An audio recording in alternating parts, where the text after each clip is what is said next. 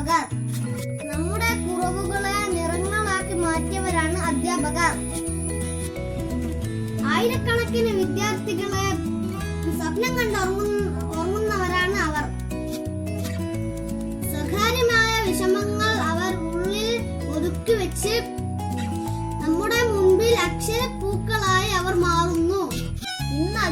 ഇന്ന് അധ്യാപക ലോകം നിരവധി വെല്ലുവിളികൾ നേരിടുന്നു. തലമുറകൾ മാറി വരുന്നതനുസരിച്ച് അവർക്ക് മാന്യമായ സ്ഥാനം ലഭിക്കുന്നില്ല. ആരാണ് ഇതിന് മാറ്റം വരുത്തേണ്ടത്? അധ്യാപകരെ ബഹുമാനിക്കേണ്ടത് നമ്മുടെ ചുമതലയാണ്.